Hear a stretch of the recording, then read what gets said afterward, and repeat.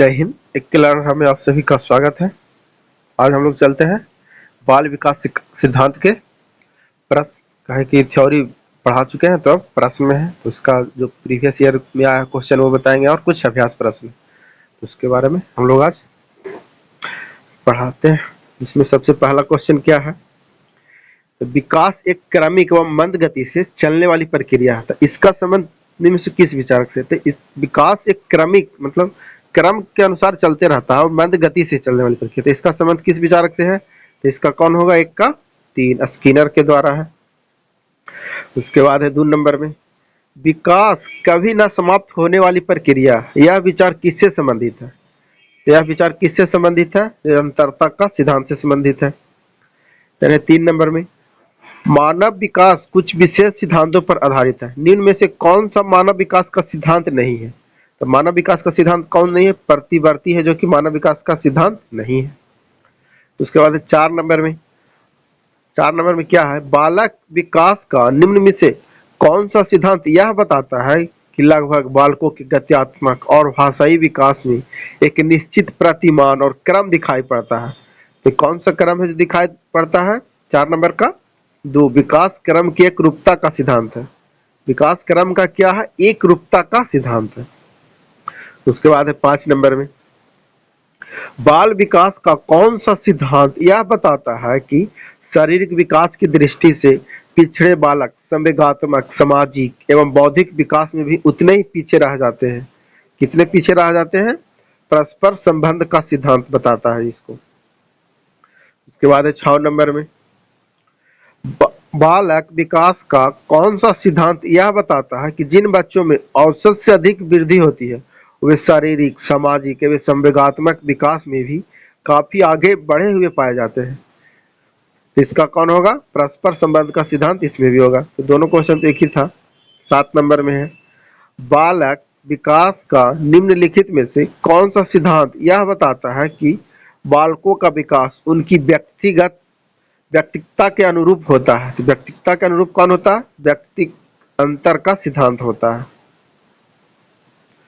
8 number में है, बालक विकास का कौन सा सिद्धांत यह बताता है कि बालक पहले पूरे हाथ को, फिर उंगली को, फिर हाथ और उंगलियों को एक साथ चलाना सिखाता है? इसका कौन सा सिद्धांत होगा?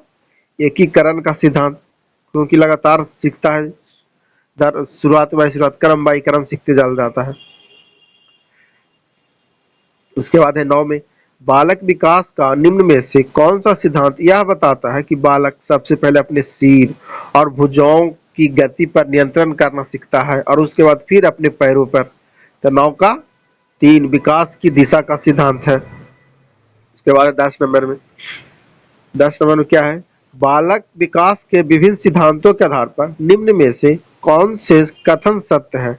तो कौन सा कथन सत्य है? तो इसका होगा क्या, विकास की प्रक्रिया क्रमबद्ध रूप से आगे बढ़ती है, विकास जो कि लगातार क्रम बाय क्रम चलता है। विकास धीरे धीरे और निश्चित समय पर चलता है, ये भी है, निश्चित समय पर ही चलता है।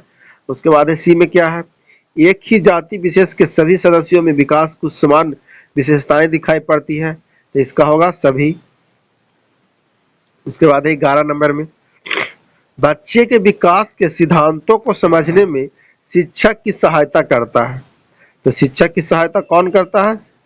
शिक्षार्थियों की भिन्न भिन्न अधिगम शैलियों को प्रभावी रूप से संबोधित करने में सहायता करता है। 11 नंबर। 12 नंबर में क्या है, बालक मनोविज्ञान का अध्ययन निम्नलिखित में से किसके लिए सर्वाधिक आवश्यक है? किसके लिए है? प्राथमिक शिक्षकों के लिए सर्वाधिक आवश्यक है।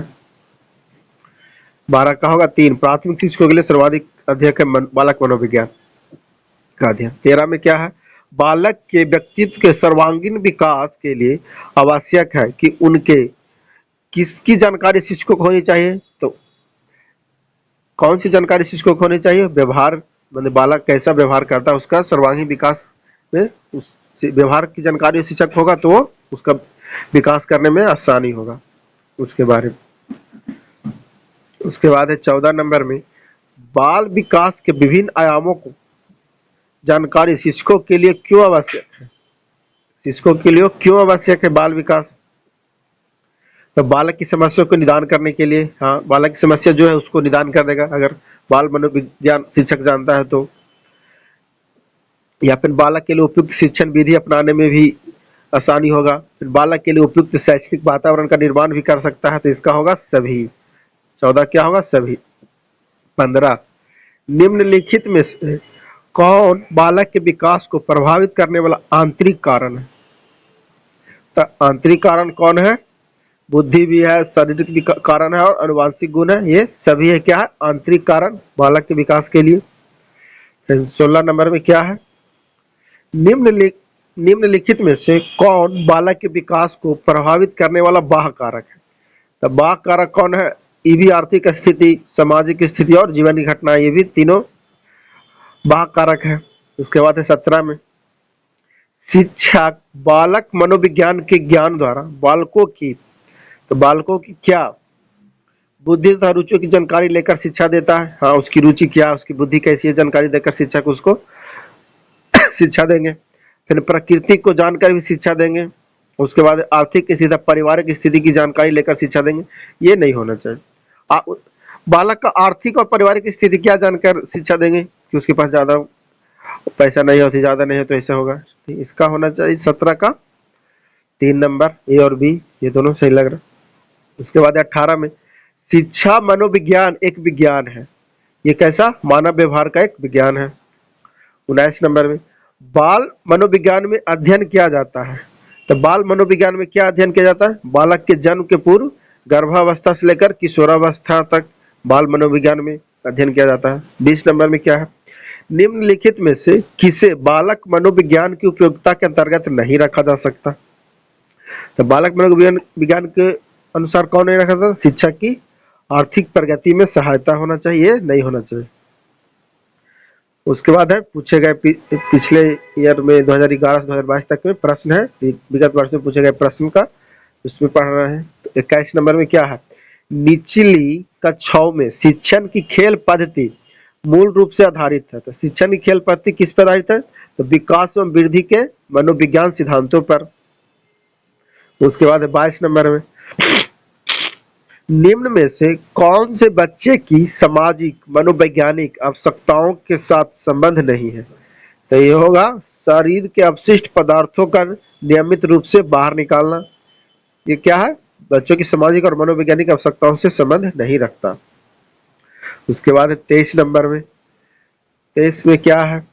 विकास कभी न समाप्त होने वाली प्रक्रिया है, यह विचार किससे संबंधित है? तो विचार यह किससे संबंधित है? एकीकरण के सिद्धांत से। 23 का 3 होगा, या निरंतर का सिद्धांत होगा, या अंत क्रिया का सिद्धांत हो गया, अंत संबंध क्रिया का सिद्धांत होगा। तो इसका क्या होगा?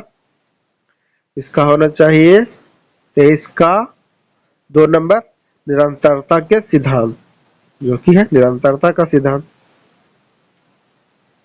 उसके बाद है 24 नंबर में निम्न में से कौन सा विकास का सिद्धांत है? तो विकास का सिद्धांत कौन सा है? सभी की विकास दर समान नहीं होती, ये है विकास का सिद्धांत। विकास क्या है? सभी का अलग अलग होता है।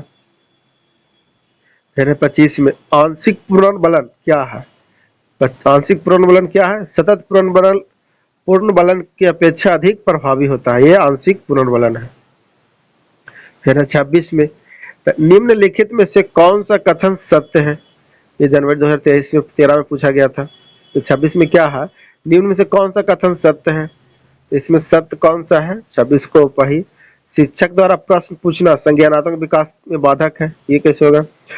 विकास और सीखना सामाजिक संस्कृति के संदर्भ से प्रभावित है। तो विकास और सीखना क्या होगा? सामाजिक संस्कृति से प्रभावित हो जाएगा, तो प्रभावित होना चाहिए इसमें। शिक्षक एक निश्चित तरीके से सीखते हैं। खेलना संज्ञान और सामाजिक दक्षता के लिए सार्थक है। तो 26 का क्या होगा? खेलना संज्ञान और सामाजिक दक्षता के सार्थक है 26 का। 27 में पूर्व विद्यालय में पहली बार आया बालक मुक्त रूप से चिल्लाता है। 2 वर्ष पश्चात वही बच्चा जब प्रारंभिक विद्यालय में पहली बार जाता है तो अपना तनाव चिल्लाकर व्यक्त नहीं करता, अपितु उसके कंधे व गर्दन की पेशियां तन जाती है। उसके इस व्यवहारिक परिवर्तन का क्या सैद्धांतिक आधार हो सकता है? 27 का क्या है? विकास क्रमिक प्रकार से होता है, या विकास निरंतर होती है, या अलग अलग होने लोगों में विकास भी भिन्न भिन्न रूप से होता है। या विभेद व एकीकरण विकास के लक्षण है। तो 27 का क्या होगा? 27 का होगा 4 विभेद एवं एकीकरण विकास के लक्षण है। यह 2014 में पूछा था। 28 में क्या है? निम्नलिखित में से कौन सा बालक विकास का एक सिद्धांत नहीं है?